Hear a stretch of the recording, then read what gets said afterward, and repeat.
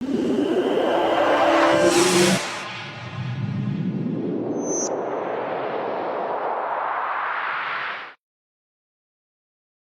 जशिया में आपका स्वागत है। कैसे हैं आप सभी? आज हम देखने वाले हैं यवाम। दोस्तों, एक मर्डर जो अपनी पर्सनैलिटी बदल बदल के सभी को मारता जा रहा था और पुलिस उसके जरा भी करीब नहीं जा पा रही थी। जिसके बाद जैसे जैसे कहानी आगे बढ़ती है ना, हमें बहुत बड़ा ट्विस्ट पता चलता है कि किस वजह से आज तक कोई भी ऑफिसर उस मर्डर को पकड़ नहीं पाया था। और सच मानिए कि ट्विस्ट के बारे में आपने कभी सोचा भी नहीं होगा। ऐसी ही मूवी है ये। तो कहानी की शुरुआत में हम हरिका नाम की एक लड़की को देखते हैं जो कि हर्ष नाम के एक लड़के के साथ इंटीमेट हो रही होती है। तभी उसी वक्त हरिका का पति योगेंद्र वहाँ पर आ जाता है और इन दोनों को ये सब करते हुए रंगे हाथों पकड़ लेता है। हरिका योगेंद्र को बताती है कि अब मैं तुम्हारे साथ नहीं रहना चाहती और हर्ष तो एक बहुत बड़ा आदमी है और जल्द ही वो मूवी में भी काम करने वाला है। दोस्तों, इससे यहाँ पर साफ पता चलता है कि हरिका को सिर्फ पैसा और सिर्फ पैसा ही चाहिए था, इसलिए अब योगेंद्र को छोड़ के हर्ष के साथ जाना चाहती थी। लेकिन हरिका की बातों को सुनकर योगेंद्र की उसकी बातों पर बहुत ज़्यादा गुस्सा आ जाता है और उसी वक्त वो एक चाकू निकाल के हरिका और हर्ष पे चाकू से वार कर देता है। दोनों की वहीं पर मौत हो जाती है। यहाँ से सीन कुछ सालों के बाद दिखाया जाता है जहाँ पर हम देखते हैं कि योगेंद्र गैराज में काम करने वाले एक लड़के को कुछ एडवर्टाइजमेंट वाले पेपर देता है। कहता है कि तुम गर्ल्स कॉलेज के बाहर जाकर सभी लड़कियों में बांट देना और साथ में उसे इस काम के लिए दोस्तों वो कुछ पैसे भी देता है। जिसके बाद वो लड़का गर्ल्स कॉलेज के बाहर उस पेपर को सभी लड़कियों में बांट देता है। उसी वक्त वहाँ पर कीर्ति नाम की एक लड़की अपने फ्रेंड्स के साथ जा रही होती है। तभी ये लड़का उसको भी ये पेपर दे देता है। कीर्ति दोस्तों ये देखकर शॉक हो जाती है क्योंकि उस पेपर में लिखा था अगर आप स्कैनर पर स्कैन करेंगे तो आपको मौका जीत सकते हैं प्रभास के साथ डिनर करने का। और कृति तो प्रभास की बहुत बड़ी फ़ैन होती है, इसलिए वह बिना कुछ सोचे समझे दिए गए स्कैनर को स्कैन कर देती है और जहाँ से उसे पता चलता है कि वो एक लकी कंटेस्टेंट है जिसे मौका मिला है प्रभास के साथ डिनर करने का। आगे कृति अच्छे से तैयार होकर डिनर के लिए उस एड्रेस पर पहुँच जाती है और यहाँ की सोच के वो प्रभास के साथ डिनर करेगी। पर दोस्तों होता कुछ उल्टा ही है। यहाँ प्रभास की जगह योगेंद्र होता है जिसको देखकर कीर्ति काफ़ी कंफ्यूज हो जाती है और तब उसे पता चलता है कि उसके साथ क्या मजाक हुआ है। कीर्ति वहाँ से जाने की कोशिश करती है पर योगेंद्र उसके सामने एक चाकू रख देता है और उसके पैर बांध के ज़बरदस्ती उसके साथ डिनर करने के लिए कहता है। उस वक्त वहाँ पर कोई और नहीं था जिस वजह से कीर्ति की हेल्प मांगने पर भी कोई भी नहीं हुआ था और अब कीर्ति के पास उसके साथ डिनर करने के अलावा कोई दूसरा रास्ता नहीं था, जिसके बाद उसको डिनर करना ही पड़ा। और पूरे समय योगेंद्र एक क्रीपी साइको की तरह हरकतें करता रहा। अब यहाँ पर हो क्या रहा था ये दोस्तों, ये सब हमें कहानी में आगे पता चलेगा। ठीक है, अगले दिन की बात है। कीर्ति अपने दोस्तों के साथ पुलिस स्टेशन जाती है योगेंद्र के खिलाफ कंप्लेंट लिखवाने के लिए। कहती है कि योगेंद्र नाम के एक लड़के ने मुझे झूठ बोलकर गलत जगह पर बुलाया था और मेरे साथ ज़बरदस्ती की थी। पर दोस्तों उसके पास योगेंद्र के खिलाफ कोई प्रूफ नहीं होते, जिस वजह से पुलिस वाले उन्हें सभी को डांट के भगा देते हैं क्योंकि पुलिस का ये मानना होता है कि भले ही योगेंद्र ने ज़बरदस्ती की हो, डिनर करवाया हो, पर उसने तुम्हारे साथ कुछ गलत नहीं किया था और इसी वजह से पुलिस दोस्तों उनको कंप्लेंट नहीं लिख रही थी। हालांकि उसका एक और कारण होता है कि ऑफिस को ये भी नहीं पता होता कि योगेंद्र कौन है, वह दिखता कैसा है। इसी बीच दोस्तों हम सौम्या को देखते हैं जिसका हाल ही में पुलिस स्टेशन में ट्रांसफ़र हुआ होता है। उसी वक्त वहाँ पर सीनियर ऑफिसर अभी सौम्या से आज ही ड्यूटी ज्वाइन करने के लिए कह देता है और साथ ही साथ अभी सौम्या को जितने भी क्रिमिनल फाइल्स होते हैं उन सभी को स्टडी करने के लिए कहता है। अब दोस्तों हम अनुष्का नाम की एक लड़की को देखते हैं जो कि एड्स में काम करने के लिए इंटरव्यू देने आई होती है, जहाँ उसे इंटरव्यू के लिए अंदर बुलाया जाता है पर उसका बिना टेस्ट किए उसे इंटरव्यू में पास किया जाता है।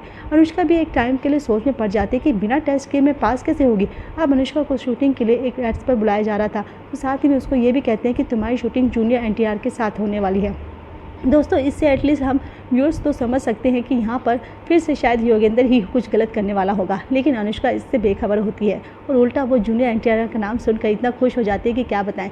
वो जरा भी नहीं सोचती और अनुष्का अचानक से जूनियर एनटीआर कहाँ से आ जाएंगे। इसी खुशी में अनुष्का अच्छे से तैयार होकर वहाँ चली जाती है। होता कुछ और ही है, वहाँ जूनियर एनटीआर के बदले योगेंद्र बैठा था जिसका अंदाज़ा दोस्तों हमें पहले ही हो गया था और ये पूरा प्लान उसी ने बनाया था। पर वो ऐसा बार बार क्यों कर रहा था? क्या वो एक साइको है या फिर इसके पीछे कुछ और ही है? जल्द ही पता चल जाएगा। खैर फिर योगेंद्र अनुष्का के साथ ज़बरदस्ती करने लग जाता है और उसको कहता है कि डांस करो, लेकिन वो डांस करने के लिए नहीं मानती और उसको मजबूर करने लगता है, जहाँ अनुष्का उससे बचने की बहुत कोशिश करती है। उसी वक्त योगेंद्र गुस्से में उसे पकड़ के बुरी तरह चाकू मारने लगता है, जहाँ सबसे पहला हमला वो सीने पर करता है। लगातार कई बार चाकू मारने के बाद अनुष्का दर्द से चिल्लाने लग जाती है, लेकिन उसकी आवाज़ सुनने वाला वहाँ पर कोई दूर दूर तक नहीं होता, जिस वजह से उस बेचारी को बहुत ही बुरी तरह मौत हो जाती है। इसके बाद भी योगेंद्र के चेहरे पर जरा भी सुकून नहीं होता। और दोस्तों अब हम अभी और सौम्या को देखते हैं जो कि उनके लिए एक ऑफिसर गंगा की बेटी की सगाई में आए होते हैं, जहाँ सभी को बड़ी खुशी देख रहे थे। इसी खुशी के इस माहौल में इन्हें इस मर्डर के बारे में पता चलता है कि जिसके बाद सभी मर्डर वाली जगह पर पहुँच जाते हैं। तो सौम्या भी कहते हैं कि ये वह प्लान बिल्कुल मर्डर वैसा ही है जैसे कि अभी क्लू भी नहीं छोड़ा इसने, ताकि हम उस तक पहुँच भी ना आए। हाँ दोस्तों, अभी अपने ऑफिसर से बॉडी को पोस्टमार्टम के लिए भेज देने के लिए कह देता है। फिर अभी सौम्या के साथ अनुष्का के घर जाती है, जहाँ उसके परिवार वालों का तो रो कर बुरा हाल था। और तभी अनुष्का की बहन उसके बारे में पूछताछ करती है। अनुष्का की बहन उसे बताती है कि उसे एक ऐड शूट के लिए बुलाया गया था और साथ ही साथ ये भी कहा गया था कि उसका ऐड जूनियर एनटीआर के साथ है। उसकी बातों को सुनकर सभी इस क्लू को समझने की कोशिश करते हैं कि पहले भी वो लड़की जिसके साथ वो सेम चीज़ हुई थी, मतलब जिसे पहले प्रभास के नाम से चीट किया गया था, वैसे ही अब इसको जूनियर एनटीआर के नाम से चीट किया गया था। मतलब इसके पीछे कोई ना कोई शातिर आदमी तो जरूर है। उसी वक्त सौम्या अभी तक एक प्रेस मीटिंग रखने के लिए कहती है ताकि वह बाकी और लड़कियों को भी सतर्क कर पाए। अभी एक प्रेस मीटिंग रखता है तो जिसमें वो रिपोर्टर को बताता है कि इन सभी मर्डर्स के बारे में बताता है कि सभी लड़कियों को ऐसे किसी भी धोखेबाज से सावधान रहने के लिए कहता है। कुछ दिन के बाद दिखाते हैं कि सौम्या जब ऑफिस में काम कर रही होती तभी उसे एक लड़के का कॉल आता है, जिससे फ़ोन पर कुछ बात करके सौम्या उससे मिलने जाती है। जहाँ वो लड़की सौम्या को बताती है कि उसे ऐसे मैसेज आ रहे हैं जिससे उसे राम बाबू के साथ डिनर करने का मौका मिल रहा है। सौम्या उसे कहते हैं कि ठीक है, तुम ये कहो कि आई एम इंटरेस्टेड, तुम्हारी जगह मैं जाऊंगी। फिर उसके बाद दोस्तों प्लान के हिसाब से होता भी वहीं जहाँ पर सौम्या पहुंच जाती है। और वहाँ पर जैसे देखता है योगेंद्र और वो लड़की की जगह सौम्या आई है डिनर के लिए, उसी वक्त वो डिनर कैंसिल करने का मैसेज कर देता है, जो मैसेज उस लड़की के जरिए सौम्या तक भी पहुँच जाता है। और वह समझ जाती है कि योगेंद्र उसके जाल में ऐसे तो फंसने वाला नहीं है, इसलिए वो चली जाती है। और जब वो कार से घर वापस जा रही होती है तभी हम देखते हैं कि योगेंद्र छुप कर उसका पीछा कर रहा होता है। योगेंद्र अपनी कार से सौम्या की कार पर टक्कर भी मार देता है, जिससे सौम्या को बहुत बड़ी चोटें आती है और वह कार में ही बेहोश हो जाती है। अब देखते हैं कि हम सौम्या हॉस्पिटल में हैं, जहाँ अभी उससे मिलने के लिए आया हुआ था। उसे कहता है कि तुम बिना बताए उससे मिलने क्यों चली गई, अकेले देख लिया ना तुमने अंजाम। और यहाँ बातों ही बातों में एक दोनों के करीब आ जाते हैं और किस करने वाले होते हैं। तभी अभी सौम्या को रोक देता है और सॉरी बोल के वहाँ से चला जाता है। अब दोस्तों मूवी का सबसे शॉकिंग ट्विस्ट पता चलने वाला है, जिसमें सच में यार मुझे तो शॉक कर दिया है। अलग तरीके से अभी घर में बहुत ही दुखी होकर बैठा होता है, जहां वह अपने पास्ट के बारे में सोचने लगता है कि कैसे उसकी पत्नी उसको धोखा देकर किसी और लड़के के साथ गलत काम करी थी। यहाँ दोस्तों अभी के सीन से रिवील होता है कि अभी ही योगेंद्र है और अभी की ही पत्नी और कोई नहीं हरिका ही होती है, जो कि दोस्तों उस समय हर्ष के साथ इंटीमेट हो रही थी और तभी अभी ने उन दोनों को मार दिया था। अब आप ये सब कहेंगे कि तो योगेंद्र था जिसने कहानी की शुरुआत में अपनी पत्नी को मार दिया था, तो दोस्तों इसका जवाब ये है कि असल में योगेंद्र कोई और नहीं अभी भी है, सेकंड पर्सनैलिटी। एक तरह से कह सकते हैं कि उसके दूसरी आत्मा। ये सेकंड पर्सनैलिटी अभी भी तब आई थी जब अभी की पत्नी हरिका उसको धोखा देके छोड़ने की बात कर रही थी। ये सदमा अभी बर्दाश्त नहीं कर पाया था और गुस्से में अभी ने उन दोनों को जान से मार दिया था। अब अपने पास्ट के बारे में याद करता है तो वह अभी से योगेंद्र बन जाता है और जब वो योगेंद्र बनता है ना तो उसे उस वक्त उसे कुछ भी पता नहीं होता कि वो क्या कर रहा है। तो इन सारी बातों से हम समझ सकते हैं कि कहानी की शुरुआत में जो योगेंद्र था, मतलब जो भी कहानी में योगेंद्र कर रहा है वह कोई और नहीं अभी ही है, जिसकी दूसरी पर्सनैलिटी जो उस पर हावी होकर सब कुछ करवा रही थी।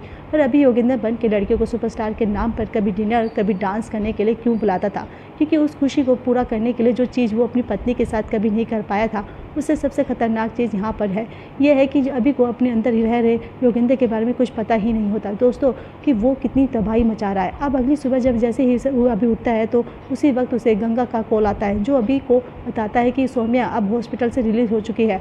वो अभी उसे पता कहता है कि ठीक है हम उसे मिलने के लिए उसके घर जाएंगे, जिसके बाद ये दोनों सौम्या के घर जाते हैं, जहाँ सौम्या की हालत अब पहले से काफ़ी ठीक होती है। वह सौम्या के पिता अभी से कहते हैं कि अब सौम्या वापस काम पे नहीं आएगी, क्योंकि दोस्तों उनको डर रहता है कि उनकी भी बेटी को कुछ हो ना जाए। पर तभी अभी उन्हें एक भैया बताता है कि सौम्या एक बहादुर ऑफिसर है और उसी की वजह से उस लड़की की जान बच सकी है जिसे डिनर पर बुलाया गया था।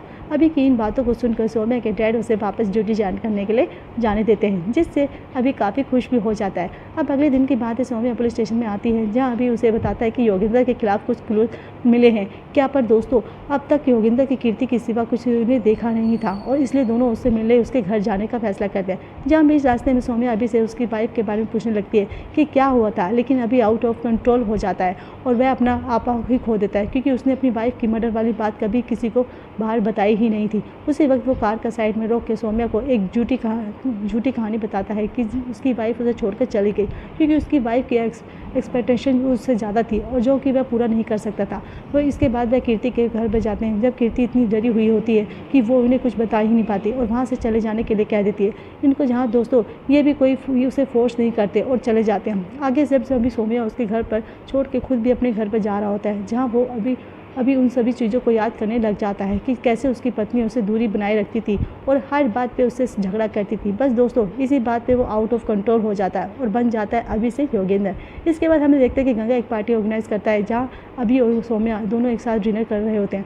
उसी समय सौम्या वापस हरिका से जुड़ी हुई बातें करने लग जाती है, जिससे दोस्तों अभी का सिर दर्द होने लग जाता है। उसी बीच में अब गंगा सौम्या को कुछ काम करने को बुलाता है और जब सौम्या वापस आती है तो देखती है कि अभी से योगेंद्र बन गया है और वह पूरी तरह से चेंज हो गया है। हालांकि दोस्तों यहाँ पर योगेंद्र के परफॉर्म में किसी दूसरे आदमी को देखते हैं, लेकिन बाकी सभी के लिए वो एक वक्त अभी ही था, यानी कि सिर्फ हमें योगेंद्र दूसरे चेहरे में नज़र आ रहा था, जैसे कि आप अपनी स्क्रीन पर देख रहे होंगे। लेकिन बाकियों के लिए और पूरी दुनिया के लिए वो इस वक्त भी अभी है और भी इसी के असली चेहरे से दिख रहा है। अब योगेंद्र की पूरी पर्सनालिटी हावी होने के बाद वो सौम्या को काफ़ी तारीफ करने लग जाता है और साथ ही साथ उसके ड्रेस से उसे कम्प्लीमेंट भी देता है कि क्या बारे में क्या जानना थी, असल में उनके बीच हुआ क्या था और वह क्यों अभी को छोड़कर चली गई थी। इसलिए सौम्या पार्टी के बाद हरिका के पेरेंट्स के घर जाती है, जहाँ पर चुपके से उनके प्री वेडिंग फोटो को देखने के बहाने उसे हरिका की फ़ोटो ले जाती है। जिसके बाद सौम्या उस फोटो को लेकर अपने एक फ्रेंड के पास जाती है और कहती है मुझे इनकी सारी डिटेल निकाल कर दो। तो वहाँ सौम्या को पता चलता है कि हरिका का मर्डर हुआ था और उसकी लाश समुद्र के किनारे पाई गई थी। हरिका की लाश के साथ एक लाश और भी थी और उसका नाम हर्ष था। दोस्तों ये सब जानने के बाद सौम्या को लगने लगा था कि ये तो गड़बड़ है। फिर उसी रात सौम्या अभी के घर पर जाती है, जहाँ अभी काम कर रहा होता है। सौम्या अभी से कहती है कि असल में हरिका की मौत हुई थी, तुम्हें पता है ना, उसकी बॉडी पोस्टमार्टम में पता चला कि उसकी डेथ एक चाकू से की गई थी। और सब कुछ सुनकर अभी फिर से आउट ऑफ कंट्रोल हो जाता है दोस्तों, जिसके बाद वो अपना आपा खो देता है और बन जाता है योगेंद्र। फिर वह कहता है कि हाँ शायद मेरे ही प्यार में कुछ कमी रह गई हो, जिस वजह से वो सब कुछ हुआ। उसकी बातों को सुनकर सौम्या भी इमोशनल हो जाती है और उसे गले लगा लेती है। लेकिन उसी समय वहाँ पर गंगा आती है, जिसके बाद सौम्या अभी को अपना ध्यान रखने के लिए कहती है और चली जाती है। अगले सीन में हम देखते हैं कि सौम्या को सो रही होती है, तभी उसे एक आदमी का कॉल आता है। वो सौम्या को बताता है कि वो जिस कार ने सौम्या को हिट किया था वो पेट्रोल पंप के पास खड़ी है। ये सुनकर सौम्या तुरंत अपनी कार को लेकर वहाँ चली जाती है। उसको आता देखकर योगेंद्र अपनी कार एक जंगल में लेकर चला जाता है, जहाँ सौम्या भी उसका पीछा करते हुए जंगल में जाती है और आगे सौम्या को दिखाई देता है कि वह कार में एक जगह पर खड़ी हुई है। सौम्या भी वहाँ रोक कर अपनी गन लेकर उस कार में जाती है, जहाँ पर हम पूरा आदमी ड्रिंक करके सो रहा होता है और इससे वह समझ जाती है कि ये तो पक्का योगेंद्र नहीं है। आगे कई देर ढूंढने पर वह सौम्या को योगेंद्र नहीं मिलता। तभी वहाँ पर ट्रक की आवाज़ आती है और जिस पर सौम्या उस ट्रक के पास जाकर देखती है तो अचानक से ट्रक होता है ब्लास्ट और उसी वक्त योगेंद्र जो कि कोई और नहीं अभी ही हो सकता है, सौम्या को ट्रक ब्लास्ट होने से पहले बचा लेता है और ऐसा एक्ट करता है कि जैसे वो इसी वक्त यहाँ पर आया हो और कहता है कि तुम यहाँ अकेले क्यों आई हो, अगर तुम्हें कुछ हो जाता तो। जबकि दोस्तों असल में ये ट्रक ब्लास्ट करने का प्लान तो उसी का था, ताकि इससे सुबह सौम्या के और करीब आ पाए। उसी समय पुलिस फोर्स भी वहाँ पर आ जाती है और सभी सेफली अपने घर आ जाते हैं। देखते कि आज गंगा की बेटी की शादी है और आज अभी नहीं सोचा था कि वह किसी भी तरह सौम्या को अपने दिल की बात बता के रहेगा। जहाँ पर हम अपने घर पर रिहर्सल कर रहा होता है कि मैं इस तरह से तुम्हें प्रपोज करूँगा, और फिर वो अपने कपड़े यूज़ करने के लिए अलमारी खोलता है तो वहाँ पर उसकी वाइफ की फ़ोटो लगी होती है, जिसे देखने के बाद वो फिर से योगेंद्र बन जाता है दोस्तों।